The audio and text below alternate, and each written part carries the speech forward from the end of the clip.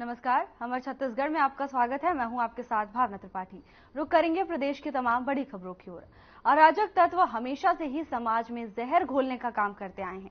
ऐसा ही मामला दुर्ग जिले के पुरानी भिलाई थाने से सामने आया है, जहां एक अराजक तत्व के सोशल मीडिया पर विवादित पोस्ट को लेकर दो समुदाय आपस में भिड़ गए और हालात तनावपूर्ण हो गए। आखिर क्या है पूरा मामला, देखिए इस खास रिपोर्ट में।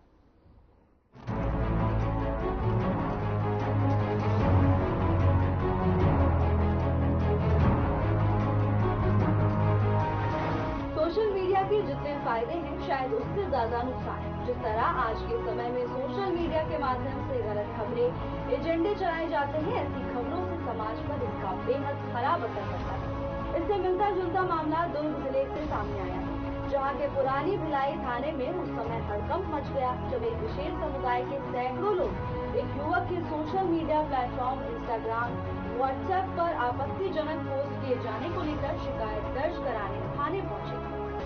दरअसल पूरा विवाद एक विशेष समुदाय के लोगों की धार्मिक भावनाओं को आहत करने वाली पोस्ट को लेकर था, जिसके बाद विशेष समुदाय के लोग एफआईआर दर्ज कर पोस्ट करने वाले युवक की गिरफ्तारी को लेकर थाने पहुंचे। जब मामला बढ़ा तो दूसरे पक्ष के भी सैकड़ों लोग थाने पहुंच गए, जिसके बाद माहौल काफी तनावपूर्ण हो गया। मामले की गंभीरता को देखते हुए दुर्ग पुलिस ने सूझबूझ दिखाई और अन्य थानों से भारी बल को थाना परिसर में बुलाकर माहौल शांत कराया।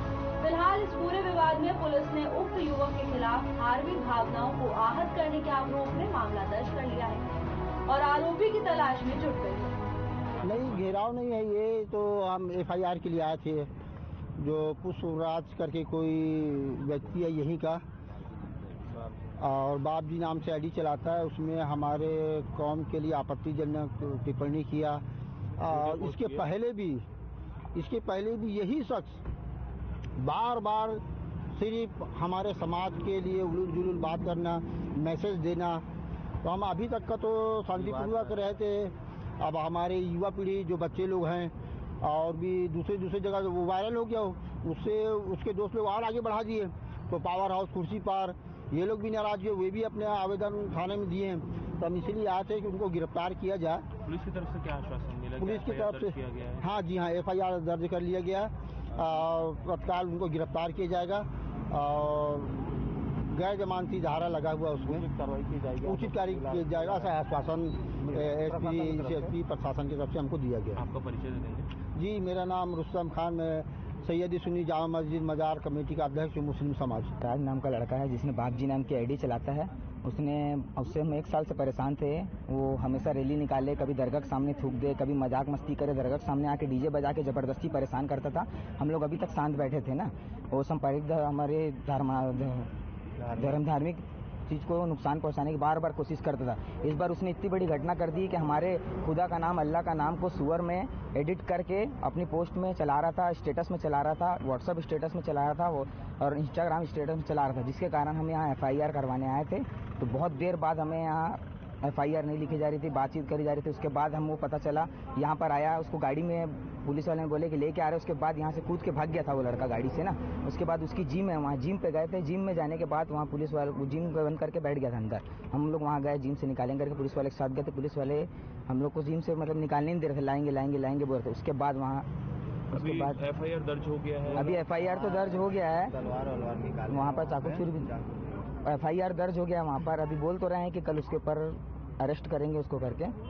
तो हम लोग उसी विषय में आए कि अगर उसका अरेस्ट होता है तो हम लोग ये मामला को शांत करेंगे। अगर वो अरेस्ट नहीं होता है तो हम लोग फिर से कल से दोबारा फिर से आएंगे यहाँ और धरना प्रदर्शन करेंगे। आपका परिचय दे देंगे? मेरा नाम शेख सलमान है, मैं शांतिनगर 41 पठानपारा में रहता हूँ। आपत्तिजनक पोस्ट को लेके जो विशेष समुदाय द्वारा आपत्ति व्यक्त की गई थी, जिस पर एफआईआर करके जांच विवेचना में लिया गया। सर, किन धाराओं में एफआईआर दर्ज हुई है? 295 का और 67 IT एक्ट। सर, लगातार उक्त युवक द्वारा सांप्रदायिकता को बिगाड़ने वाले पोस्ट किए जा रहे थे, क्या उस पर भी किसी प्रकार की और कार्रवाई होगी? जांच कर पूरी कार्रवाई की जाएगी। गिरफ्तारी तो होगी? गिरफ्तारी भी की जाएगी।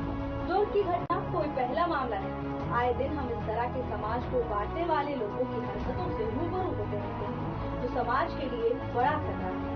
ऐसे में निश्चित रूप से इस तरह के समाज को बांटने वाले लोगों के खिलाफ कड़ा एक्शन लिया जाना चाहिए। साथ ही प्रशासन को चाहिए कि हर मामले की निष्पक्ष जांच कर उसकी तह तक जाए और कसूरवार पर कार्रवाई करे। Bureau report.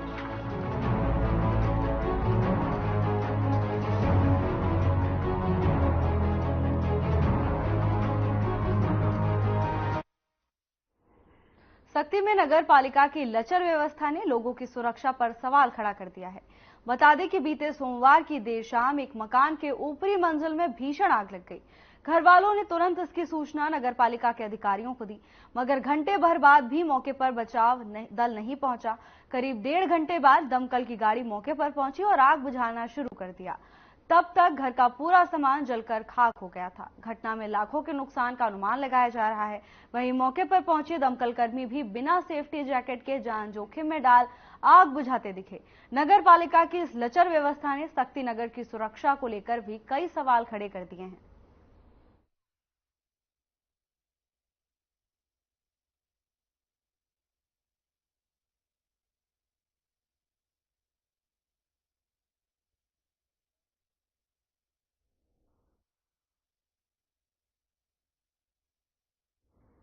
पुलिस ने कार्रवाई करते हुए लूट के 4 आरोपियों को गिरफ्तार किया है, जिसमें लूट का मास्टरमाइंड भी शामिल है। बता दें कि आरोपी किराना दुकान से सामान लेकर फरार हुए थे। पुलिस मामले को लेकर आरोपियों में और जानकारी इकट्ठा करने में जुट गई है। पुलिस को बड़ी सफलता हाथ लगी है। पुलिस ने लूट की वारदात को अंजाम देने वाले 4 आरोपियों को गिरफ्तार किया है। आपको बता दें कि चोरों ने दुकान को निशाना बनाया था। दुकान का सारा सामान लेकर चोर मौके से फरार हो गए थे, जिस पर कार्रवाई करते हुए पुलिस ने चारों आरोपियों को गिरफ्तार कर लिया है।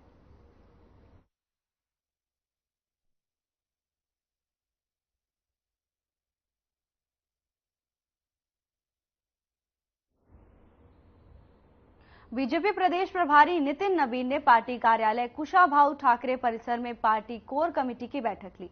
बैठक में प्रमुख रूप से प्रदेश के मुख्यमंत्री विष्णुदेव साय, प्रदेश अध्यक्ष किरण सिंह देव, उप मुख्यमंत्री अरुण साव, विजय शर्मा, केंद्रीय मंत्री तोखन साहू सहित बीजेपी प्रदेश पदाधिकारी मौजूद रहे। देखिए पूरी रिपोर्ट।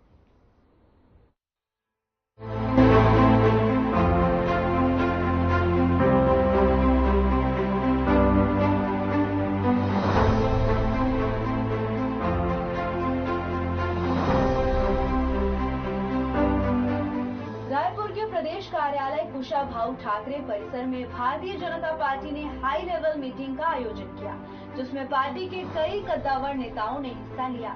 मीटिंग की अगुवाई छत्तीसगढ़ बीजेपी के प्रदेश प्रभारी नितिन नवीन ने की। उन्होंने पार्टी के कोर कमेटी, बीजेपी विधायक दल और सांसद दल के साथ मीटिंग। बीजेपी की इस बैठक में मुख्य रूप से प्रदेश के सीएम विष्णुदेव साय, साथ ही प्रदेश अध्यक्ष किरण सिंह देव, उप मुख्यमंत्री अरुण साव, केंद्रीय मंत्री तोखन साहू सहित कई बीजेपी प्रदेश पदाधिकारी, सांसद और विधायक मौजूद थे। इस हाई लेवल बैठक के बाद बीजेपी प्रदेश अध्यक्ष किरण सिंह देव ने पत्रकारों को जानकारी देते हुए बताया कि भारतीय जनता पार्टी की अलग अलग श्रेणियों की आवश्यक बैठक प्रदेश प्रभारी नितिन नवीन के नेतृत्व में संपन्न हुई, जिसमें कोर कमेटी, क्लस्टर प्रभारी, लोकसभा प्रभारी और लोकसभा संयोजक और सह संयोजकों सहित विधायक दल के साथ हुई बैठकें शामिल हैं, जिसमें आगामी कार्य योजना को लेकर बीजेपी प्रदेश प्रभारी ने सभी का मार्गदर्शन किया। साथ ही किरण सिंह देव ने बताया कि 23 जून से लेकर 6 जुलाई तक बीजेपी की सेवा पखवाड़ा कार्यक्रम में पार्टी के सभी जनप्रतिनिधि सम्मिलित होंगे। इसके साथ ही बीजेपी प्रदेश अध्यक्ष ने योग दिवस को लेकर सीएम साय के कार्यक्रम को लेकर कहा कि सीएम के निर्देश पर प्रशासनिक स्तर पर ये कार्यक्रम मनाया जाएगा। हमारे प्रदेश के संगठन के प्रभारी और लोकसभा चुनाव के प्रभारी श्री नितिन नवीन जी का शुभागमन हुआ है छत्तीसगढ़, और लगातार अलग अलग बैठक लेकर मुलाकात कर रहे हैं और सबको लोकसभा के चुनाव में जो ऐतिहासिक सफलता मिली भारतीय जनता पार्टी को, उसके लिए धन्यवाद दे रहे हैं।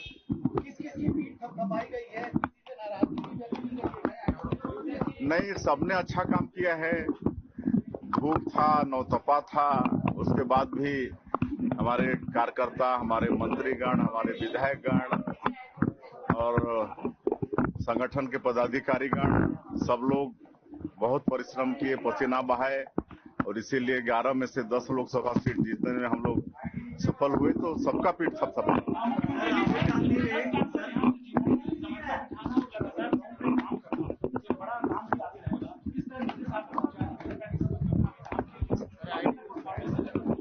देखिए, कई बार हम लोग 11 में 10 सीट जीत चुके हैं और पिछले बार 11 में 9 थे, अभी फिर 11 में 10 सीट जीते हैं। इसके पहले भी 11 में से 10 सीट जीते हैं और भारतीय जनता पार्टी एक परिवार है, सब समन्वय के साथ रहते हैं।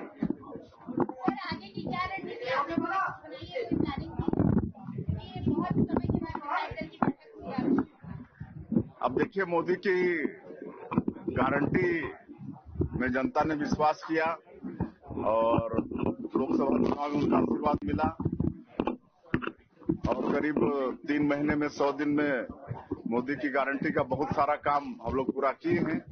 आगे भी जो काम बचे हैं उसको सबको करेंगे और छत्तीसगढ़ की 3 करोड़ जनता जो विश्वास की है भारतीय जनता पार्टी पर, मोदी जी की गारंटी पर और सरकार में बैठाई है, 11 में से 10 लोकसभा सीट जिताई है, तो उनके विश्वास के अनुसार काम करेंगे।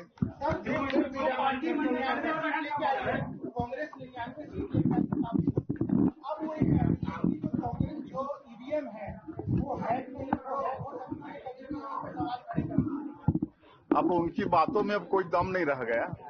अब बहुत बार से ये लोग ईवीएम और सबकी बात उठाते रहे हैं। जब जीतते हैं तो इनके लिए ईवीएम ठीक हो जाता है, हार जाते हैं तो हार का ठिकरा ईवीएम पर फोड़ते हैं। हमारे छत्तीसगढ़ प्रांत के भारतीय जनता पार्टी का और अलग अलग श्रेणियों की कैट की आयोजित हुई है, जिसमें प्रारंभ में और अध्यक्ष और हमारे आदरणीय सदस्यगण है और लोकसभा के हमारे लोकसभा के प्रभारी और संयोजक और इस तरीके से के बाद हमारे विधायक दल आदरणीय मुख्यमंत्री जी में सम्मिलित है, आदरणीय महामंत्री और हमारे सभी इसमें सम्मिलित है और आगामी कार्यों का और भारतीय जनता पार्टी शुरू से ही वर्ष भर के कार्यक्रमों को लेकर चलते हैं। हमारे अभी 25 तारीख के जो आपातकाल से लेकर और हमारे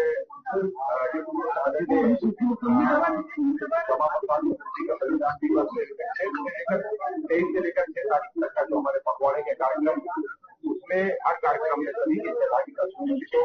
संगठन के कार्यक्रमों में सभी हमारे जनप्रतिनिधि और पूरे प्रदेश में अभी जिम्मेदारी तय होगी। निश्चित रूप से कार्यक्रम योजना को लेकर योग दिवस, प्रमुख रूप से योग दिवस का 21 जून का जो कार्यक्रम है उसे हमारे पूरे संगठन स्तर पर और सरकार के स्तर पर भारतीय जनता पार्टी में आदरणीय के नेतृत्व पर यह शासन स्तर पर मनाया जाएगा। लेकिन भारतीय जनता पार्टी हमारे मंडल स्तर पर, जिला स्तर पर और योग दिवस को अच्छे से मनाने का निर्णय लिया गया है। सभी की सहभागिता हो रही है, तुम्हारी तय होगी और सारे कार्यक्रम, सारी योजनाओं की विस्तृत चर्चा आदरणीय प्रभारी जी ने सभी शाबाशी भी दी गई है। स्वाभाविक रूप से यह बहुत ही ऐतिहासिक विषय का क्षण है, जबकि लोकसभा में और 10 सीटों पर छत्तीसगढ़ की जनता ने अपना विश्वास भारतीय जनता पार्टी को व्यक्त किया। भारतीय जनता पार्टी के कार्यकर्ताओं ने, सभी विधायकों ने, सभी सांसदों ने, सभी वरिष्ठ नेताओं ने और मतलब परिश्रम की पराकाष्ठा की है। इससे सबकी दोपहरी में, गर्मी में भी सब लोगों ने रात दिन जमा में बनाकर नीचे तक हमारे कार्यकर्ता जो बूथ कमेटी के हैं, मंडल के, जिला के हैं, मोर्चे के हैं, उनकी भी सम्मान स्थापित करके और रात दिन मेहनत किया है। इसके लिए सभी को बधाई। राहुल नगरीय निकाय चुनाव को लेकर भी स्वाभाविक है। भारतीय जनता पार्टी में मैंने पहले कहा है और अभी से अपनी संगठन के माध्यम से और अपने क्रम जारी करेंगे। बहुत जल्दी इसको भी राहुल गांधी ने फिर ईवीएम पे घटना है, राहुल गांधी ने ईवीएम पे फिर सवाल उठाए। तमाम जगह के विधायक थे। बलौदा बाजार की घटना वास्तव में दुर्भाग्यपूर्ण घटना है और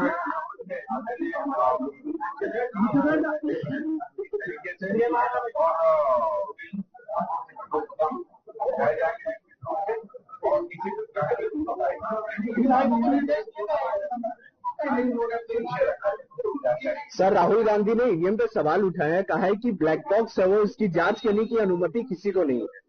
राहुल गांधी ने ईवीएम पर सवाल उठाया, कहा है कि वो ब्लैक बॉक्स है और उसकी जांच करने की अनुमति किसी को नहीं है ईवीएम की। ठीक है कि राहुल गांधी कब क्या कहते हैं, जब वो चुनाव में थे और मतदान में नहीं हुआ था तो ईवीएम पर और जब चुनाव हो गए और परिणाम के अनुरूप नहीं आया और कहीं तो जीतते हैं तो वहाँ ईवीएम ठीक है। बीजेपी की हाई लेवल मीटिंग के बाद पार्टी के प्रदेश अध्यक्ष ने मीटिंग को लेकर तमाम जानकारियां साझा की। किरण देव ने बताया कि बैठक में आने वाले दिनों को लेकर पार्टी की रणनीतियों पर चर्चा की गई। गौरतलब है कि बीजेपी की इस मीटिंग के बाद सूबे में राजनीतिक हलचल जरूर बढ़ी। Bureau report.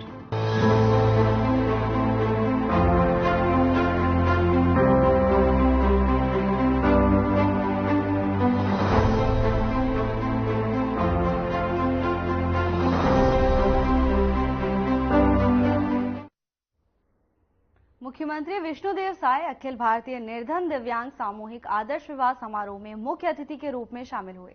दुर्ग के बाफना टोल प्लाजा के पास स्थित अग्रसेन भवन में समाज सेवी संस्था आस्था बहुउद्देशीय कल्याण संस्थान द्वारा आयोजित इस सामूहिक आदर्श विवाह में सभी समाज के 250 दिव्यांग जुड़े परिणय सूत्र में बंधे। इस दिव्यांग विवाह समारोह में छत्तीसगढ़, मध्य प्रदेश सहित कई राज्यों के भी दिव्यांगजन शामिल हुए। देखिए हमारी ये खास रिपोर्ट।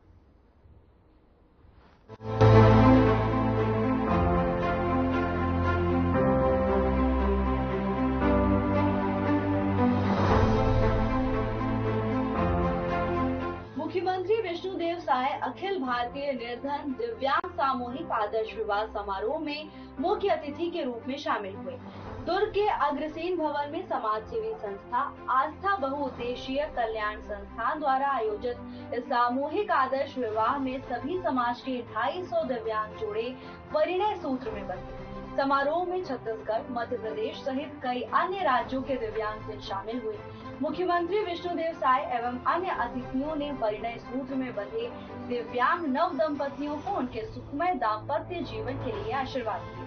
समारोह में लोकसभा सांसद विजय बघेल, विधायक ललित चंद्रकार और नगर निगम दुर्ग के महापौर धीरज बाकलीवाल भी मौजूद रहे। समारोह के कार्यक्रम के दौरान पूर्व सीएम के बयान को लेकर मुख्यमंत्री विष्णुदेव साय ने पलटवार करते हुए कहा कि उन्हें अपनी सरकार की चिंता करनी चाहिए, एनडीए सरकार की नहीं। लगातार तीसरी बार नरेंद्र मोदी प्रधानमंत्री बने हैं, एनडीए बहुत मजबूत है। देखिए, आज आस्था बहुउद्देशीय कल्याण संस्थान द्वारा यहाँ पर हमारे दिव्यांग भाई बहनों की शादी का पुण्य कार्यक्रम आयोजित किया गया है, जिसमें हम लोगों को आमंत्रित किए थे और बड़ा सौभाग्य है कि ऐसे पुण्य कार्यक्रम में हम लोग शामिल हुए।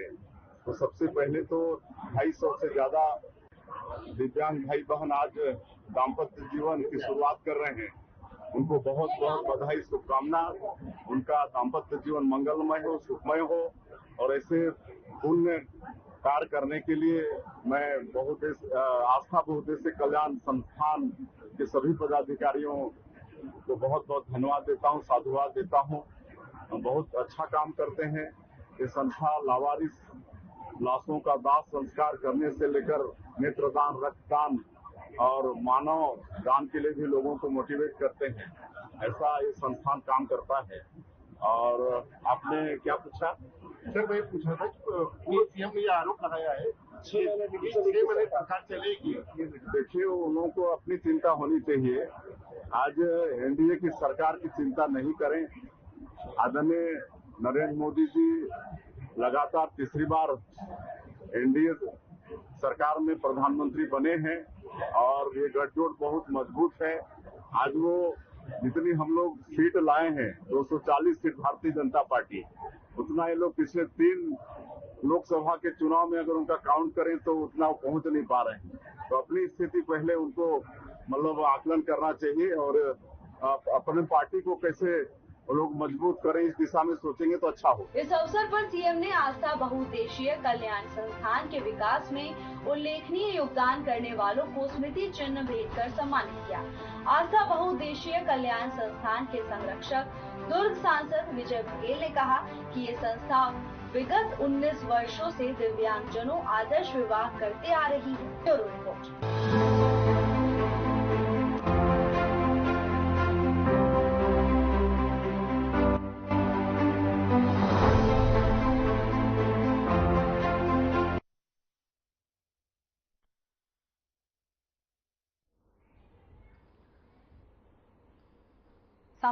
सामूहिक विवाह समारोह का आयोजन किया गया। इस दौरान 250 दिव्यांग जोड़े परिणय सूत्र में बंधे। इस कार्यक्रम में मुख्यमंत्री विष्णुदेव साय भी शामिल हुए। उन्होंने सभी नवविवाहित जोड़ों को अपना आशीर्वाद दिया।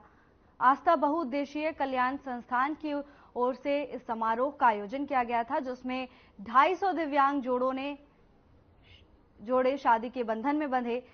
इस दौरान मुख्यमंत्री विष्णुदेव साय भी शामिल हुए। उन्होंने सभी जोड़ों को आशीर्वाद दिया। समारोह के बाद सभी के चेहरे पर खुशी नजर आई। मुख्यमंत्री विष्णुदेव साय खुद समारोह में शामिल हुए और उन्होंने सभी नवविवाहित जोड़ों को आशीर्वाद दिया। इसके साथ ही आने वाले जीवन के लिए सभी को शुभकामनाएं भी दी।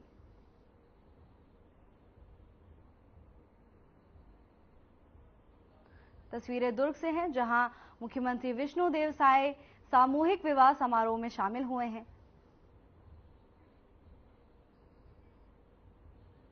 छत्तीसगढ़ के बलौदा बाजार में हुई हिंसक घटना के बाद बीजेपी कांग्रेस के बीच सियासत शुरू हो गई है। इस बीच शुक्रवार को कांग्रेस पार्टी के नेताओं ने प्रेस वार्ता करते हुए छत्तीसगढ़ सरकार पर गंभीर आरोप लगाए। इसके साथ ही दोनों दलों ने इस पूरे मामले की जांच के लिए जांच दल का गठन किया है। देखिए हमारी एक खास रिपोर्ट।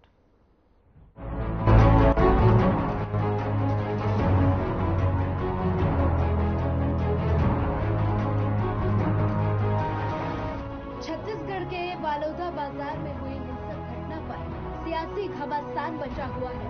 इस मामले को लेकर बीजेपी और कांग्रेस ने एक दूसरे पर आरोप और प्रत्यारोप का दौर जारी है। इस मामले की जांच के लिए कांग्रेस की तरफ से 7 सदस्यीय जांच दल गठित की गई और वहीं प्रदेश कांग्रेस अध्यक्ष दीपक बैज, पूर्व मुख्यमंत्री भूपेश बघेल, विधानसभा के पूर्व अध्यक्ष चरणदास महंत समेत कई कांग्रेसी नेता बलौदा बाजार पहुंचकर घटनास्थल कलेक्ट्रेट कार्यालय का निरीक्षण किया और साथ ही कांग्रेस नेताओं ने प्रेस कॉन्फ्रेंस आयोजित कर बीजेपी पर निशाना साधा। और इस दौरान छत्तीसगढ़ के पूर्व सीएम और कांग्रेस नेता भूपेश बघेल ने घटना के लिए बीजेपी सरकार में कानून व्यवस्था पर सवाल उठाए। उन्होंने कहा कि आज तक के इतिहास में इस तरह की घटना नहीं हुई है। और वहीं नेता प्रतिपक्ष चरणदास महंत ने कहा कि प्रशासनिक विफलता के कारण ये घटना हुई और दूसरी ओर बीजेपी की तरफ से 5 सदस्यीय जांच दल की घोषणा भी की गई। बलौदा बाजार में सतनामी समाज के लोग जैसे उग्र आंदोलन करके यहाँ पे उस कलेक्टर बिल्डिंग समेत 2 पहिया और 4 पहिया वाहन को आग के हवाले किया, यानी कि आग में झोंक दिया गया।